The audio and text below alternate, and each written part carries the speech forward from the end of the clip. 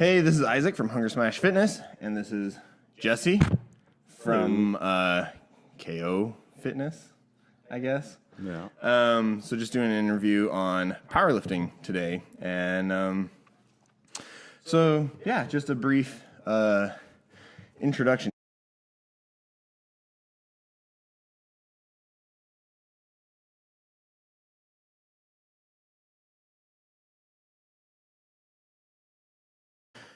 So yeah, just I guess an introduction to powerlifting. You were talking about different federations, I guess. What are some of the differences about them? I guess you want to just talk about some of the differences between some of the federations, or Yeah. So, I think the most common for most of the raw lifters, at least in my area and all the guys I know, most people do USPA. So I also do RPS, which is Revolution Powerlifting Syndicate, which is a lot smaller federation. The nice thing about them is that you don't pay membership fees. yeah. So it's cheap. Usually the meets are a little bit cheaper than the USPA meets. They're a little more relaxed. A lot of their, again, it's a smaller federation, so which means less people, a lot more laid back. Which I always found is more fun. Obviously, Yeah. I think the most fun are the non-sanctioned meets, just backyard gym meets, because let's face it, not everyone wants to be stressed out every time they want to go lift heavy. Yeah. Not everyone's trying to break a world record every single meet. And That makes sense. for a lot of people who aren't lifting to try and be the best in the world. Why would I pay someone to tell me what I already know? It's like I go because I love lifting. I love lifting with other people. It's fun. It's a good atmosphere. It's if I have three people tell me I squatted to depth, I don't have to pay someone else to tell me that, they're like, yeah, you did that. I'm like, I know I did. So did the three people over there and everyone watching, Yeah. So it really depends on what you're going for. But some people, they want to have their name on the list. You can go to there's websites like Powerlifting Watch, and I think the USPA site actually has a list, and you can see your ranking of where you're at. Yeah. And some people like that. I personally don't really care, Yeah. probably because my name's so low on the list. Yeah. Yeah. Well, and you're doing it, you're doing it for fun, right? Yeah. And honestly, I think the majority of people out there who are lifting are doing it for fun too. Not really. Yeah, We're not all Brian Shaw. We're not all. Right. It's just, if you want to try and go beat Dan Green, then, Yeah. have at it. Good luck to you, but I don't. You'll have to juice a lot to I get don't- to that point. I don't, that's not what I'm doing it for. I want to lift heavy. There's certain goals that I have, and it's never crossed my mind to try and, be the best in the world or anything like that. Yeah. It's not what I want to do. Yeah. So, How much longer do you think you'll be doing this? Just. I really don't know. I have Have a you couple thought about that, or? Yeah, I have a couple more goals that I want to, I want to get an 1,800 total. That's kind of my biggest goal, and I always wanted to compete in Vegas. So Yeah. I'm hoping. It didn't happen this year. Again, every year I'm like, yeah, I'm gonna go, and I never do. So hopefully next year. Yeah. So those are kind of my main goals. I think I'll keep. I'm gonna keep lifting probably as long as I can, but I don't know if I'll keep. Pushing to get better. At a certain point, it'll be more like sense. just maintaining or just doing it just for fun in local meets. Not like really trying to crush any records. Just trying to, stay strong, stay healthy. Yeah. No, that makes sense. What are your best lifts so far? Best squat was six. Not gym. Not gym? records. Okay. Well, those are in different federations then. Oh, okay. So Well, we can. Okay, yeah. Across the board, what are your best lifts so far? best squat was 628. That was USPA. Bench, I believe, was 418, also USPA. And then I think in RPS it was 640 something. Okay. That was like 2 years ago. Yeah, I think I remember you talking about that. Yeah. Which is weird. I've never my deadlift has gotten better than that in the gym, but I've never been able to Yeah. even get that much again in a meet, which isn't really that surprising considering, it's most guys just get burned out by the end of the day, especially if you're, if you plan your lifts right and you really are pushing hard on that third lift for your squat and then your bench. I mean, you're just exhausted. Yeah. Most of the time I get to my third lift and deadlift, I don't even care if I make it. I just want it to be over with. I just want to get up there, either pull it or fail, and just go eat and, sleep in a corner or something. Oh, for sure. So. I know because we did the unsanctioned meet back in like February or whenever it was, something like that. And I think that was one of the things that surprised me a ton about it was like, you're not, I mean, because you warm up and then you do 3 lifts for squat, and then you warm up and do 3 lifts for bench, and warm up and do three lifts for deadlift. And so I was like, honestly, it's not really like that much because you're just doing a bunch of singles, so the volume isn't that high, but the intensity is really high. And you're trying, I mean, because you're starting lower, and then you're trying to do like a max squat and a max bench and a max deadlift. I think that was something that like I was really surprised about was I was exhausted for like a week after. Yeah. I was like, this is ridiculous. It's surprising how much it takes a toll on your body because, you're used to, let's say you max out at home or at the gym. Yeah. I mean, you're doing 1 lift. Right. That's it. Yeah. Let's say you even did but let's say you even did like 3 super heavy squats.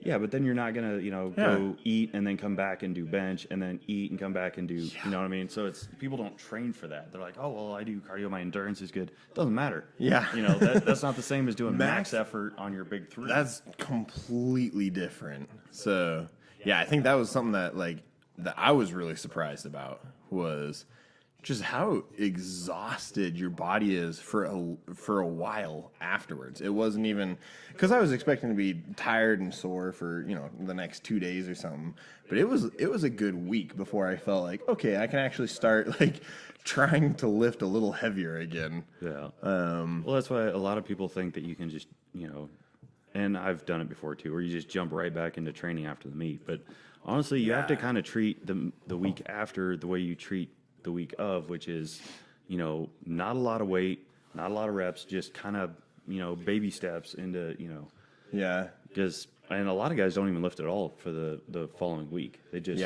rest. Maybe they'll go do a little bit of like walking on the treadmill or something, or just some very light exercise Like to keep you moving. Active recovery, basically. Yeah, but you're not, you're not going to jump back in like, okay, let's start with, an AMRAP at, 405 for squats. Yeah. Let's see what we can get.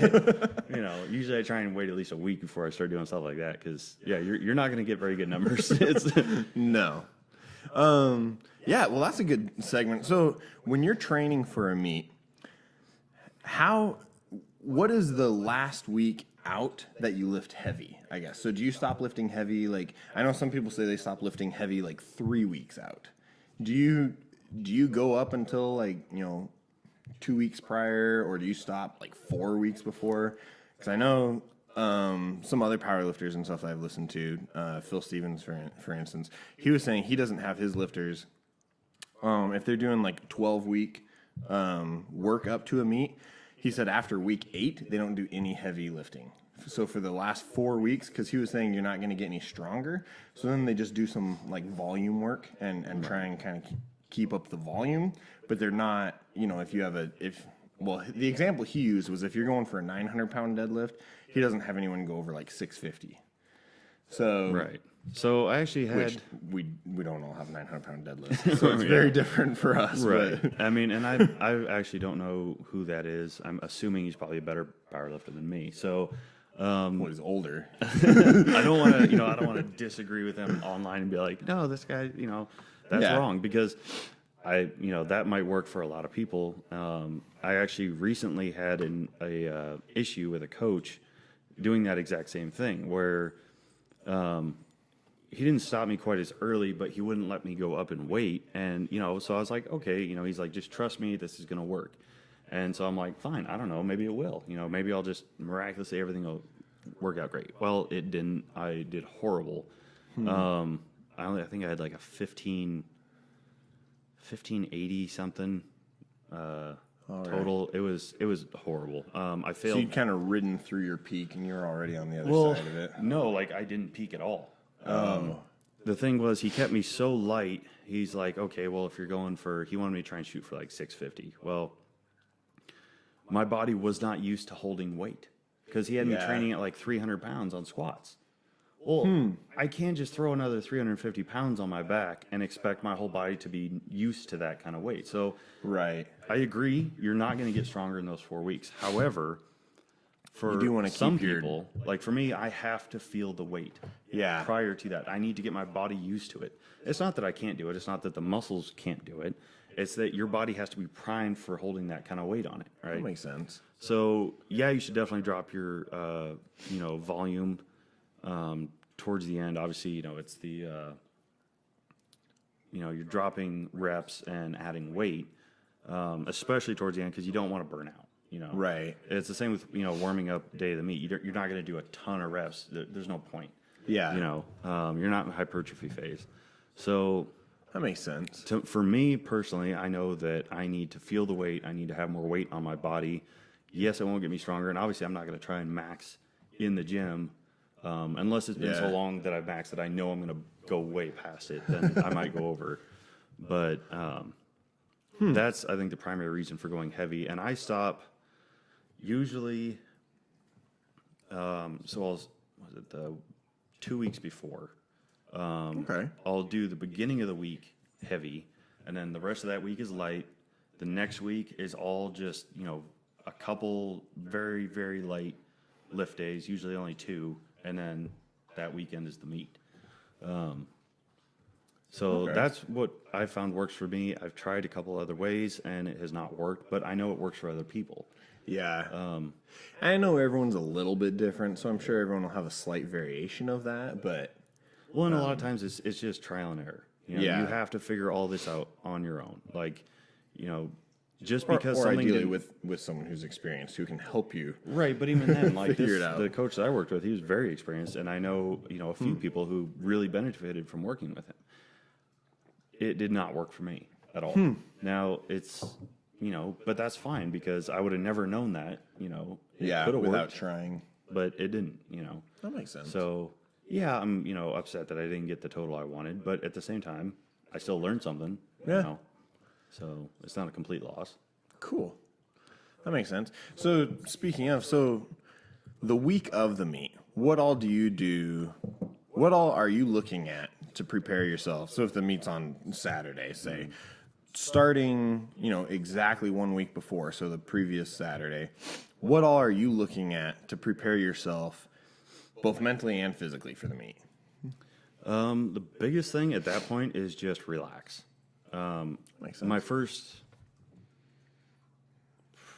probably 8 to 10 meets. I mean, realistically, it's only been in the last few meets that I've really kind of dialed in my, gotten in my zone. It's, you get too amped up about it. You're thinking about it Yeah. all the time. You're just like, oh, it's happening. I got a week, and you're always just, you don't realize how much stress that's putting on your body. Yeah. So the biggest thing is just relax. Calm down. Mental is a huge part Yeah. of everything. So, and then, you need to focus on, okay, am I going to cut weight? So if you're going to cut weight, you need to start, you should have been, planning be that at a little about sooner. weight. But like me, I usually cut, a couple pounds. I'm usually in the 220s, so I need to drop a couple pounds, which means I skip a meal, I take a hot shower in the morning, and then I can weigh in and I'm fine. You know what I mean? So it's not a you big go. deal for me. I don't really worry about that too much. Yeah. I do want to make sure that my eating is consistent and don't change up anything the week of the meet. Yeah. A lot of people, what they'll do is they're like, oh, I gotta do full body workouts to prime my body or to do all this other stuff, or I need to go for a run because I'm not lifting heavy. No, don't do any of that. Yeah, don't want to stress your system. Well, yeah, and you don't want to change anything. Why would you? That doesn't make Yeah. any sense. So all of a sudden you're going to throw your body for a loop, and it's not going to know what's going on. Yeah, no, that So, makes sense. I work out Monday, Wednesday. It's very light. It's just, you want to make sure you go through your whole setups, treat every lift like it's max, like how you set up under your squat or your bench. Yeah, it's super lightweight, but that's not the point. It's getting your, making sure that, when you lock in for bench, that everything feels right, that you're, setting up properly, that, is there any part of your body that's giving you problems? It's light, but you don't want to go in and just kind of grab it and just, play with it, right? Because Yeah. what's the point? Yeah. That's not and that's not beneficial anyways, really. So So usually I'll do like bench and squat. Both are very light, just for like a couple reps. You're looking at like 2 to 3 sets of like 3, and we're talking like 50%. Wow. It's hard to do because you get in there and you're just like, why am I here? Yeah. But it keeps you moving. It keeps you. It gets boring. Yeah, but go through your warm-ups, go through any accessory warm-ups. Like for me, squats, I know I have to get my quads activated before I can squat. If I don't, my squat is horrible. My form is off. I don't hit depth. I can't, fire out of the hole. So, yeah. So do you do any like accessory work on those days, or do you just do the primary lifts? You can do very light accessory work. Okay. Mostly a lot of, like if you wanted, like I said, mostly your warm-ups. Okay. Like for me, it's like the quad extensions, or for bench, I like to kind of fire my tris up a little bit because I bench very tricep dominant. But again, even that is just super light. You're not trying to strain your body. You're not trying to work out. You're trying to keep everything moving and everything feeling good. Okay. Yeah, that makes sense. So what about eating week of the meet? What all are you looking at with that? Just eat as normal? Same thing. Eat the same types of food. Obviously, that's not the week. You want to try something new. Don't gorge yourself on pizza. Right. Unless that's what you normally do. If that's what your body is used to, then fine, do that. Well, you might need to relook at your diet if you're right. That's a whole separate issue. Yeah. But the point is don't change anything from what you normally do. Because if you've been lifting heavy the last couple of weeks, you should already be pretty dialed in on, okay, I can't eat this soon before the lift, or I need to eat this before, or, if I do this much stretching, that's too much, or this wasn't enough. That's all stuff you need to be paying attention to weeks before, because that week and the day of the meet is not the time to figure that out. Yeah. Because I know, like, if I'm sure you've done it, you go to, squat or bench or something, and as soon as you start, you're like, oh, I didn't stretch enough. Like something's tight, something hurts, I'm not feeling good, or I can't hit depth because my legs are all locked up. So you're stopping at, 45 degrees. Of course, that's some people anyways. Right. And that's just how some people squat. But just get ready for a whole lot of red lights. Yeah. Right. So just that stuff you need to be paying attention to weeks before. And then,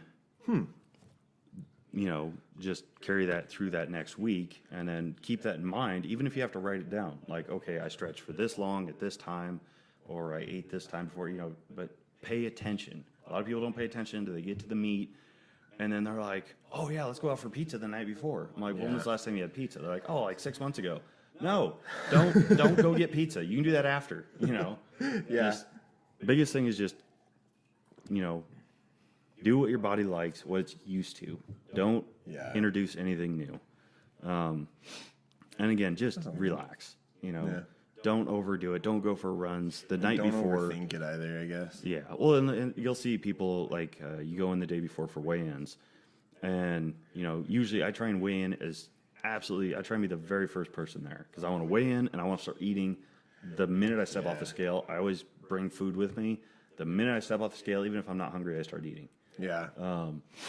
And you'll see people, they'll like weigh in and then they'll go over and start doing squats, or they'll like get on the curl machine. And I'm just like, what are you doing? Like, you're supposed to be resting. Your body's supposed to be ready for tomorrow. And instead you're burning out your body, So, and granted, some people react differently, but burning energy is still burning energy no matter who you are.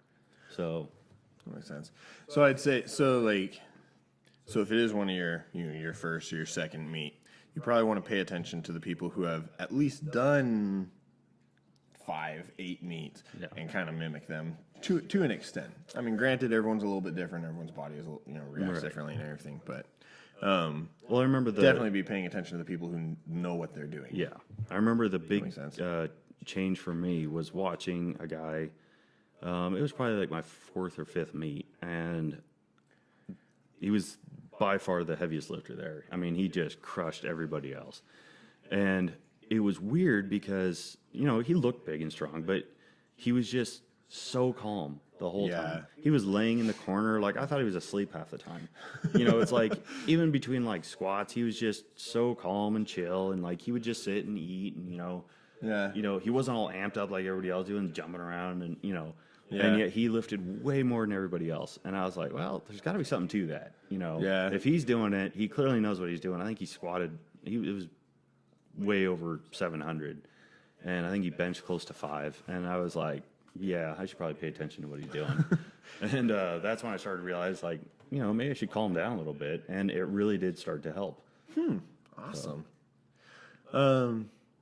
Yeah, so part of being calm, too, I guess, would be, like, making sure you have enough sleep and all that as well. Yeah. So what all do you do to make sure that you get sleep prior to a meet? Because if you go in and you've only had 2 hours of sleep, like I have a little baby, right now it's a lot harder to get a good night's rest. Yeah. What do you do to make sure that you get enough sleep? I can't help you with the whole baby situation. Yeah. 'Cause I don't have that Yeah, problem. I love him, but at 2 o'clock in the morning. Leave him with your mom or something? I don't know. I know, right?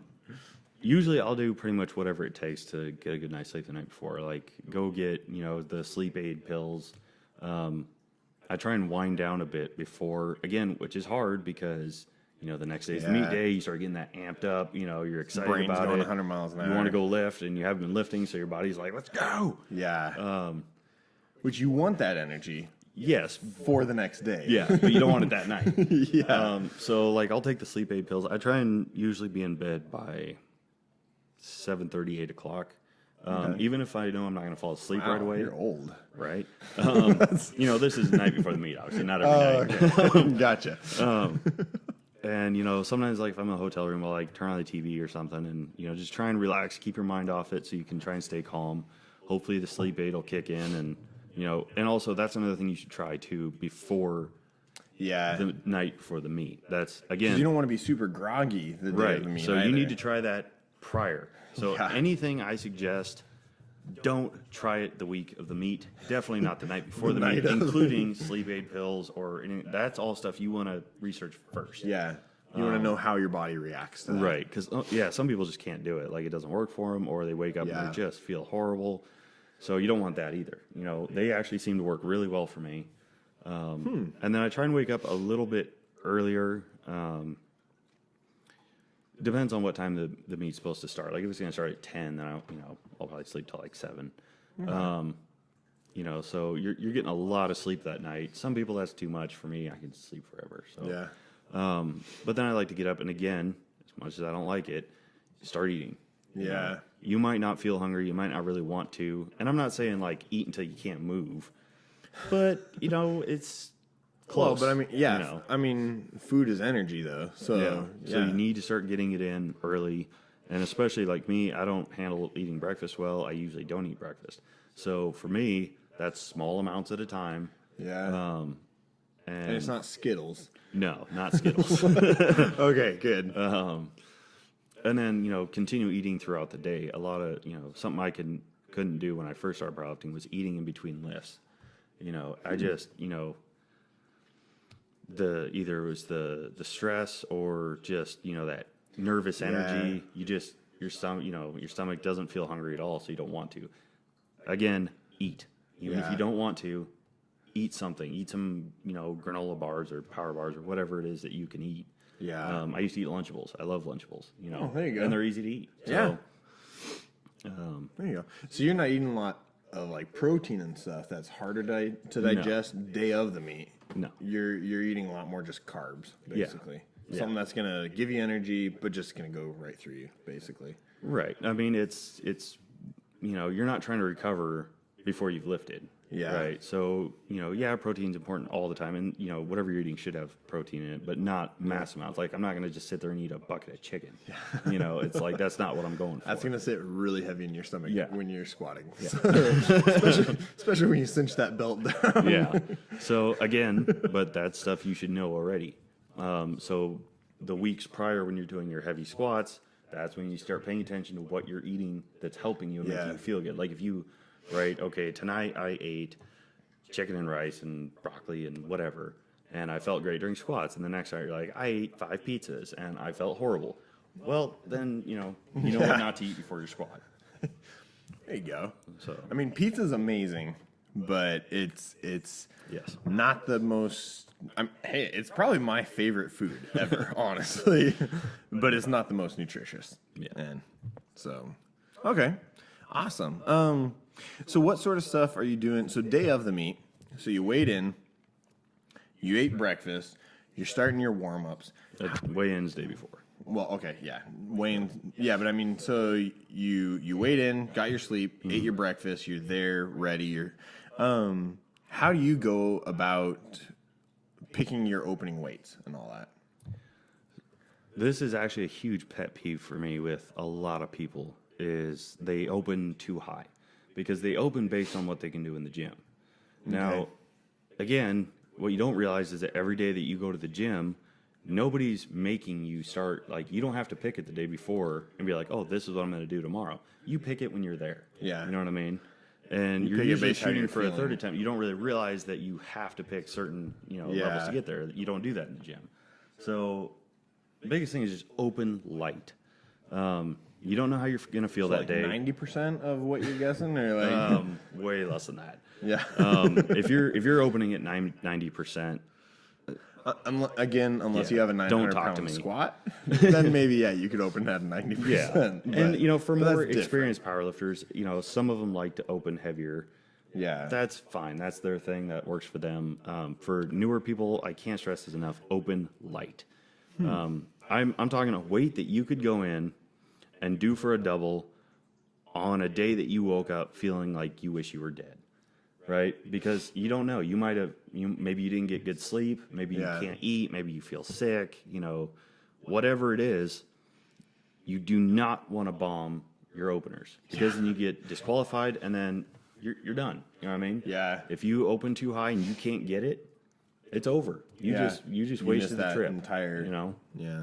So it's a lot of Well, you waste. can still get the bench and deadlift, but Not if you fail your openers. Well, I mean, Well, you can okay, keep true, taking it 3 granted. times, but if you fail your opener, you take the same weight the second time, you fail it again, take it the third time, you fail it again.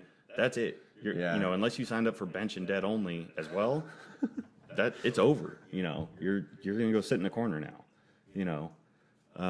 Just cut your losses and try and help everyone else out. that's a very expensive. Yeah.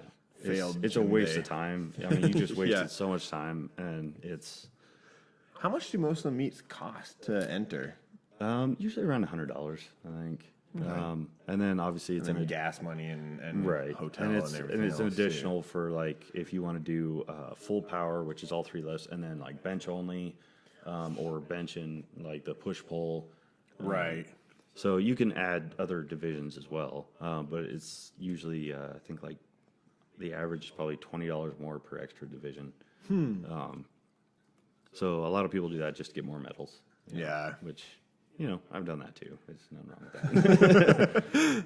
Makes you look Just so cooler, you can win extra categories. right, for no reason whatsoever. Oh, I won 3 categories today. Yeah, with no one in any of them. Yeah, I know. Yeah, if you're a solo lifter, like you're the only one in that weight class. I mean, honestly, all you have to do is get one successful lift, and you've And won it. especially if you're the only person, then you should open even lower. Yeah. You know what I mean? 'Cause you're not there's competing. nothing worse than not competing against anyone and still losing. You know what I mean? Like that's just embarrassing. Like you lost and you were the only one there. Yeah. So it's again open light, and the thing is the squat should be light. Because you want to make sure that you get your, it's the very first lift of the day. You get on the platform. You're not sure how you're feeling, especially if you're a newer lifter. You don't, you're still not quite used to that environment. I mean, I've been doing this for a few years, and I still get kind of nervous when I go up for the first lift of the day. So it's open light because honestly, your mind might not quite be in the lift.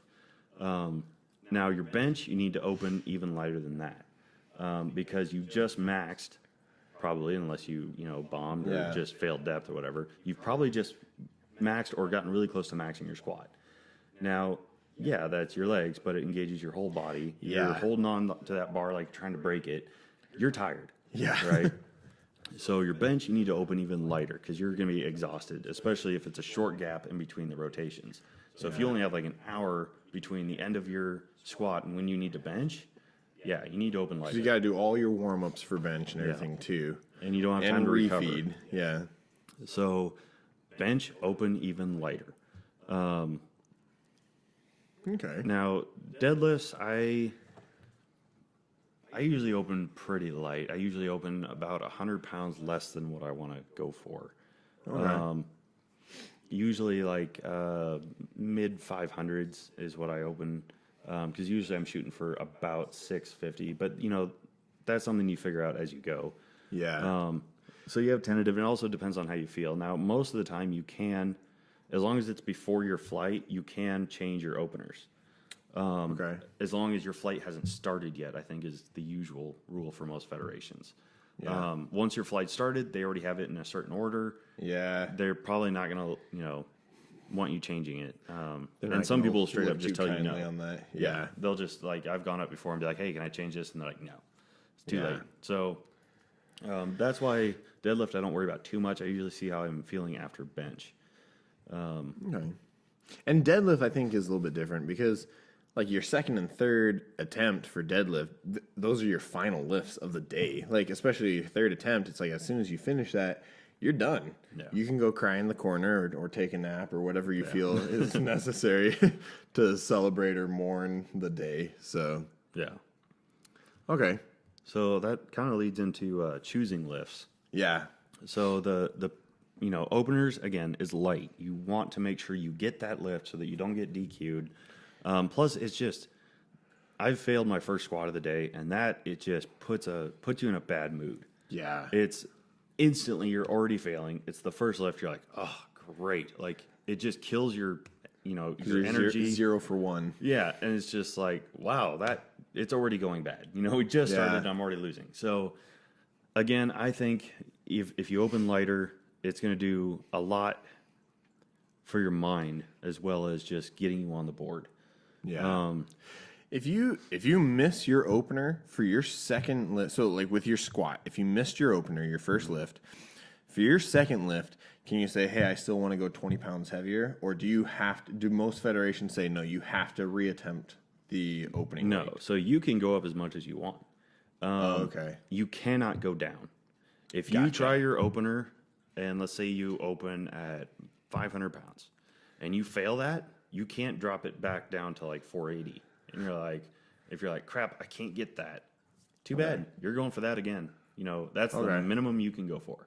Some people want to go up. They're like, oh yeah, I failed it, but I'll get it on the next one, and then they Like go if they up. felt confident, but it's like, well, you got flagged for depth or something like that, then it's Yeah, and I But mean if, that's if you had personal to bail, preference. if the spotters had to catch it for you, then I don't believe in that. Get that first lift. Yeah. If you couldn't do it the first time, which either it was too heavy or you just weren't hitting depth or whatever, I strongly recommend to most people, especially newer lifters, take the same weight again. Don't go Yeah. up. I don't care how you think you feel. You just failed the lift. Make sure you Yeah. get that first one. Well, partly like I think, especially with the first lift. I mean, it's first of 9. Honestly, ideally, you'd want to be 9 out of 9 at the end of the day. Mm-hmm. Obviously, that's not always going to happen, but just having that first lift under your belt, I think it's such a confidence booster too. Because then it's like, all right, I'm 1 out of 1. I'm on my way to winning, and even if it is only 80% of your max or 75% of your max or whatever, you're still winning, I guess. Yeah, I So- mean, you're at least still in it. Yeah, you're still It's, in it. There you go. And especially if you fail your first one, because that starts putting doubt in your mind. You're like, okay, why did I fail? Am I going to fail it again? Can I even get this weight right now? And then you start doubting yourself, which makes the second and third lifts even worse, at least for me. Because then I'm so worried about failing that, it just starts messing with your head. Sorry, turn my phone off real quick. There you go. So that kind of, and, for picking your second and thirds, it's, again, the first one, you need to get that. Your second one is also a very critical choice because you don't want to go for like third attempt weight on your second attempt. Yeah. However, you don't want to go so low that if you fail your third, you're not going to have a decent number to fall back on. So you kind of need to be in the middle there. I go, and that depends on how your opener felt. If your opener felt super heavy, then maybe you're not going to go quite as heavy on your second attempt.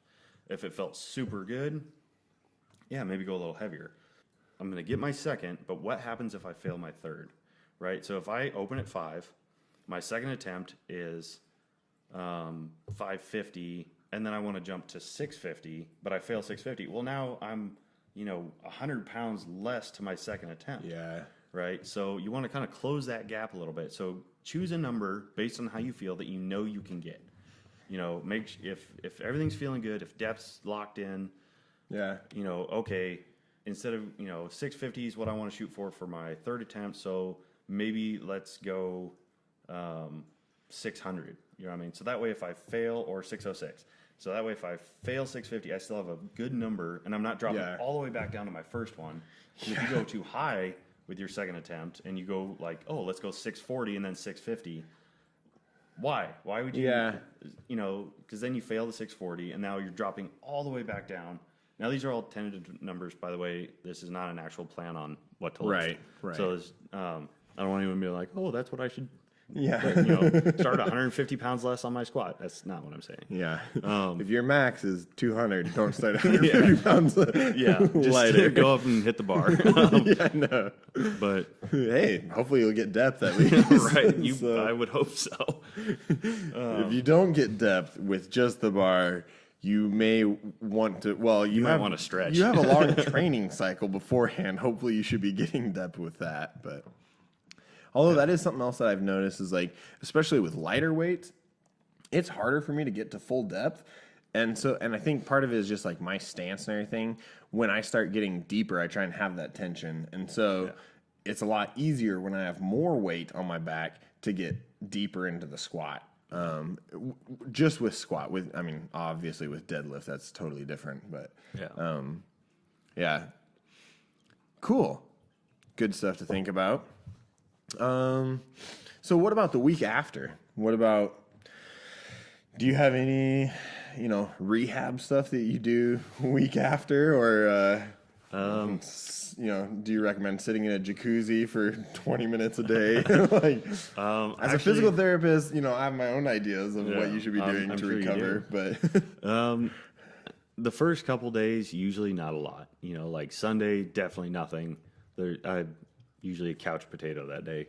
Yeah.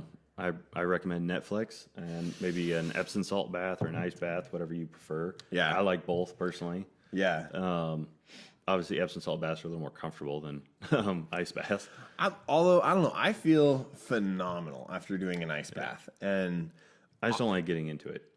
yeah, okay. The first 10 seconds, I'd say, are probably the worst. Yeah. After that, you still don't feel phenomenal when you're in it, but it's easier after about the first 10, 20 seconds. Yeah. But no, I would definitely recommend something like that if that's, if your body works well with that. And then after... So you recommend having like a horse trough out behind your... Or, just go buy like a $10 kiddie pool at Walmart and, yeah, there you go. Just lay out in your lawn. Well, around here, honestly, just during the winter, you can go hop in any of the lakes. And, or a creek, just sit in a creek somewhere. You'll be frozen in no time. You have a spotter. Somebody tie a rope around you and drag you out. Yeah. Okay. And then usually depending on how I feel, I would recommend Wednesday, maybe Tuesday, Wednesday, go back in the gym. And it's kind of the same thing as the week prior, where you just lightweight, just get that movement, get everything going.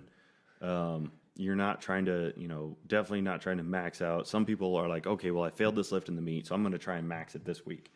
There you go. Give yourself a little bit of time. I've done back-to-back meets where I did one meet on a Saturday, and the next Saturday I went to a different town and did a different meet and, a different federation. And don't get me wrong. Did you do very well? I had a ton of fun. Yeah. But my total dropped by, I think, it was only 50 pounds or something like that. Oh, that's not too bad. But I hurt my back. It was on my second attempt squat. I hit 606, and everything felt good, but I just I wasn't quite locked in. And you can see in the video, I was coming up and all of a sudden the whole bar shifts and that was where my back started to go. And just like a spasm or did you actually, because you didn't need surgery. I didn't tear anything. I think it was, I don't know if it was just a cramp and a spasm. I don't know. It was just, Yeah. it wasn't having it. But I should have stopped, but I'd, driven all the way there. It was like a 5-hour drive. So I was like, I'm going to keep going. And there was another a guy there that I met, really cool guy. And so he got injured on his third attempt squat because I waved my third. And so we were both injured and like, I was waiting for him to back Couple out. of cripples. Yeah. like, But he sitting wasn't on going the to back out. sideline. So I'm like, well, I'm not going to back out, if he's not going to back out. So we kept going and it ended up being a great day. Competitive side, Oh, yeah. we're like, yeah. I was like, well, I'm not stopping. And I feel like a lot of veterans that is something that drives them. I mean, powerlifters, strongmen, and veterans. I think that's one reason why a lot of veterans kind of enjoy powerlifting and strongman stuff and bodybuilding. But I mean, bodybuilding, that's a different something else. Because there's that competitive side of it, where it's you against everyone else, but it's also you against yourself. yeah. So Well, and that's the thing, and it's a good environment. It's yeah, even the guy that I was competing against, he was helping me the whole day. yeah, It's like we would talk shit to each other the whole time. But then I was like, hey, do you have like any of this, or do you have nose torque, or what kind of hand torque? And he's like, oh yeah, I got this, and that, and he was helping me out, and that's awesome. So it's always a good environment, even though we're competing against each other. It's most of the people don't take it that seriously to where they're like, no, I'm not going to help you. I'm competing against you. So that is something that I really enjoyed. Just doing the one meet that I did, and that's one of the reasons why I was like, yeah, I definitely want to start doing more meets. Is just because, the atmosphere. Like everyone was there. Yeah, you're competing against everyone else, but at the same time, everyone's helping each other too, and that was really cool seeing that. Yeah. But it's not. You don't see too much of the whole win at all costs thing where people run the other person over. What is that? Pull a Tanya Harding or something like that. There you go. Oh man. So all right. So what about like right after you finish your last deadlift? So you're done. Do you have anything special that you like to go do? I mean, like, because I know some people say hey, they just want to go get a burger or something like that.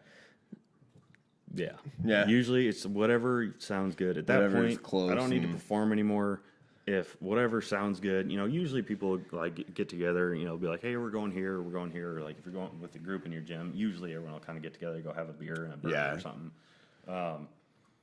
Me personally, I always crave sushi.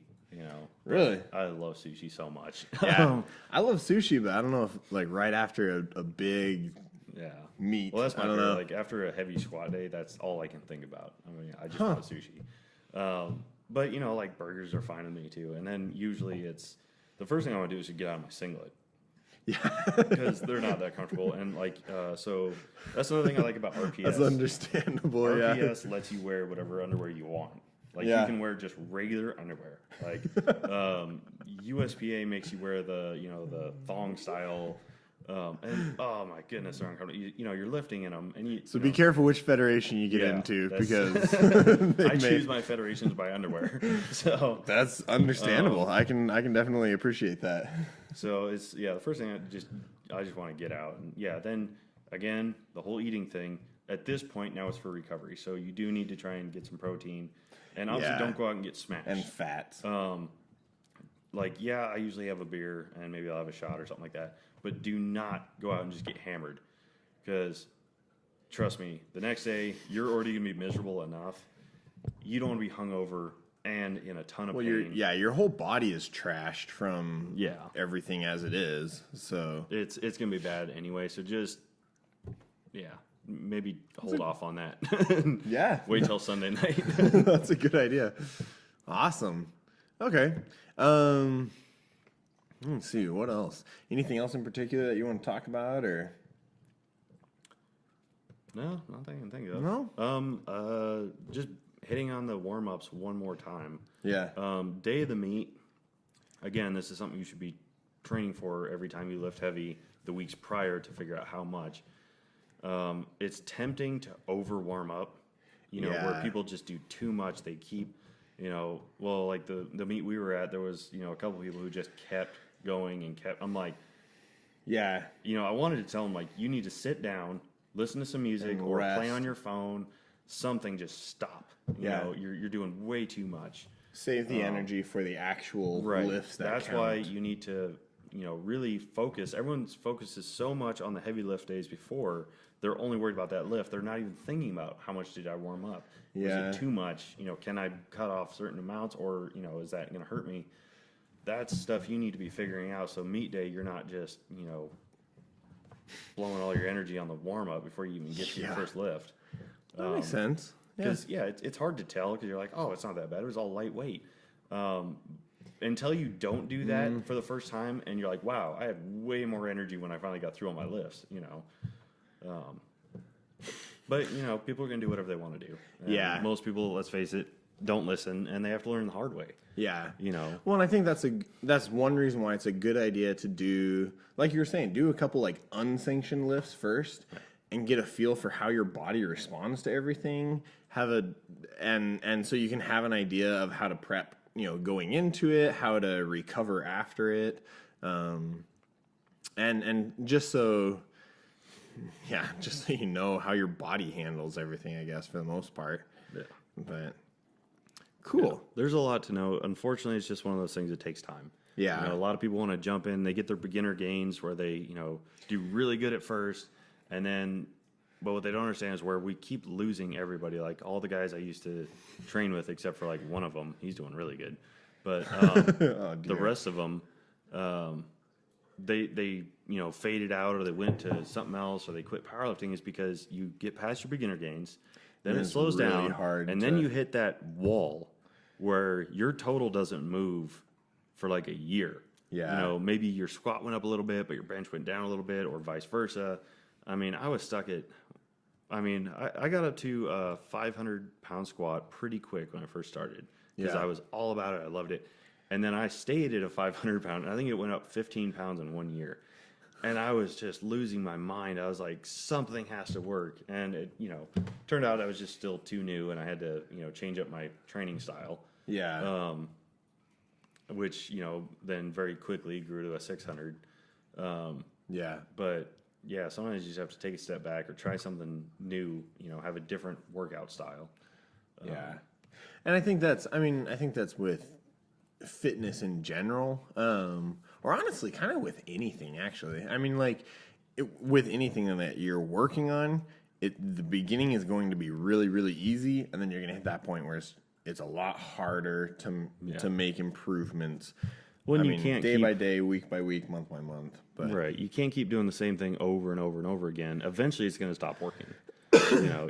You have to do other stuff. Yeah. If you always do a 5x5 training cycle, then eventually it's not going to do anything for you. Yeah. Or people who always lift light or always lift heavy. You can't do one or the other. It has to be a mix of both. You have to work with your speed as well as your strength. And these people that are like, oh no, this is the only way because it worked for me that one time, so I'm going to do it till I die. And I'm like, well, that's why your total hasn't gone up in 3 years, because you're lifting the same amount of weight because you're doing the same thing. Yeah. You got your beginner gains and you thought you knew what you were doing. It's, trust me, everybody gets that, Yeah. And I think that's why a lot of people are super gung-ho about it in the beginning, is because honestly, in the first week, you're going to see gains where if you go from not lifting at all or not exercising at all or anything, and then all of a sudden you start following a regimen, you're going to see huge improvements. And I think that's one reason why the first 2, 3, 4 months or whatever, like, you see people that are super excited about it, because every time they go work out, something happens. Something happens. And eventually it gets to this point where it kind of gets stale. It stagnates a little bit, where it's a lot harder to make improvements. I think that's one reason why it's really, for the first year or so, you probably don't really need a coach or anything like that. But after that, I think it's a really good idea to have someone that you can sit down and talk to and be like, okay, what am I doing wrong with this? What am I doing wrong with that? Actually do some research. Actually look into it. I would kind of actually disagree with. I would suggest getting a coach right away. The reason being is if you lift for a year by yourself and you're just going off of YouTube videos or an app on your phone, right? You can learn a lot of bad habits, like squatting the wrong way or deadlifting the wrong way, you can hurt yourself a lot, especially when you first start getting into these heavy weights. So get someone right away. It doesn't have to be like the best coach ever. Just get someone. It doesn't even have to be the perfect program for you. Yeah. Right? Because in your beginning stages, you just need someone who's going to keep you on track, keep you going, make sure that you're doing things the right way. The program itself, whether it's, the guys who like to stay lighter or go heavier, that isn't really that important because you haven't gotten to the point where you're going to know what's best, what works best for your body. Because in the beginning stages, it's not really going to matter. But what does matter is preventing injuries, and learning proper form, and not overdoing it. A lot of when I first started, man, I overdid it a lot. Yeah, that's true. I wanted to squat every single day. I didn't, but I would have if they would have let me. But there was a lot of guys like, no, you need to stop, or go do some box squats or some safety bar, do other stuff besides just regular straight squats every day. So I would strongly suggest that you get a coach or at least someone who's very experienced to at least kind of mentor you, at least help you with your form. Okay. And it doesn't have to be a coach. You can kind of have someone just write you a generalized program, and then use it as just a overall guideline. You don't have to follow it per I have to do exactly this many reps. Not really. I mean, just someone to kind of either hold you back or push you harder depending on where you're at. But that's just my opinion. Biggest problem just being injury. I got hurt a lot when I first started because a lot of my forms were horrible. I hurt my back a lot. And your face, but that was different. It was already ugly. It doesn't really matter. It was already ugly. Yeah. So I'm okay with that. But there you go. All right. Yeah, good stuff to think about. Yeah. Awesome. All righty. We should probably wrap it up pretty quick here. But any final comments about anything you want to say? Or that's I think that was a pretty thorough, look into your first powerlifting meet. Obviously, of course, if you want to go elite, you'll have to, like we said, find a coach or something like that. Yeah. But I mean, it's how far you want to go with it. But again, it's just if you're doing it to get stronger and be healthy, it's just play it safe. Use spotters when you go heavy. Don't ego lift. That's the biggest thing. I did that a lot when I first started because I was like, you get this, kind of newfound strength where you're like, oh man, I can lift this, especially with deadlifts. I'm like, as soon as I pulled over 500 the first time, I'm like, I thought I was so strong, and until I found out that 500 pounds in the powerlifting world is like hot garbage. And, well, I mean, general community, 500 pounds. Oh, it's insane. Is elite. Yeah. I mean, hardly anyone does that. But as soon as you look at people who are actually training regularly, it's really not impressive. It's a fun. Well, especially even look at my weight class, like the 220 guys, right? Yeah. So what? Dan Green pulled 900 beltless, Well, now there's hold the phone, Dan Green. I pulled 500. Yeah, I know, right? Yeah. And that's something where currently I'm right at about 305. I've been trying to beef up a little bit. I thought you were talking about your deadlift. Yeah. Yeah, well, anyways. No. And so looking at the 305, guys who are 300 plus. Yeah. 500 pounds, that's a warm up. That's nothing. Well, especially when you get in the strongman world, you see these guys pulling over 1,000. It's insane. Yeah. So, and I highly doubt I will ever get to the 1,000-pound mark. It would be awesome if I could. I kind of doubt it. We'll see though. We'll see where I end up in the next 10, 15 years. But so the biggest thing is with any lifting, but especially with this, is keep your ego in check. You're not as great as you think you are. Yeah. Everyone likes to get this big ego right away and puff their chest out. Well, especially when you're getting all these gains and you're getting so much stronger so quickly in the beginning. And all it's going to take is go to a big meet and watch somebody warm up beltless with your max. Yeah. If that doesn't check you a little bit, then you need to really evaluate your own Yeah. mental status. So just don't ego lift. You know, it's not safe. It's not Yeah. smart. It's not gonna. Nobody's gonna be impressed by you hurting yourself. Now, that being said, you're still gonna hurt yourself eventually. It's just part of it. Yeah. The biggest but thing is that's- just mitigate. You know, making a small injury instead of a big injury. Yeah, and part of that is life in general. I mean, because I know people who hurt themselves falling down the stairs, and that's partly what I've kind of thought about it both ways. Is well, I've already had both knees operated on, and I have other injuries that I know they limit me in certain ways. I mean, I have some shoulder injuries and everything where every time I start benching over 300 or so, I'm like, yeah, my shoulder doesn't really feel very good for the next couple days. And so I ice it a lot and I do all this other stuff and I try to be proactive about it. And I know sooner or later, long head of my biceps is going to pop, basically. Well, it's And more then reason for I'll- you to use a spotter. Yeah, exactly. And well, which is a little bit harder training in my own gym. So I set the safety bars where I can safely set it down and You do realize if clamber your awkwardly out from under. Bicep pops, it's probably not gonna be a nice slow descent to the bars, right? No, You're gonna. no. Pretty sure it's gonna go down kind of quick. Yeah, but yeah. So, but no, that's good points. Just train safely.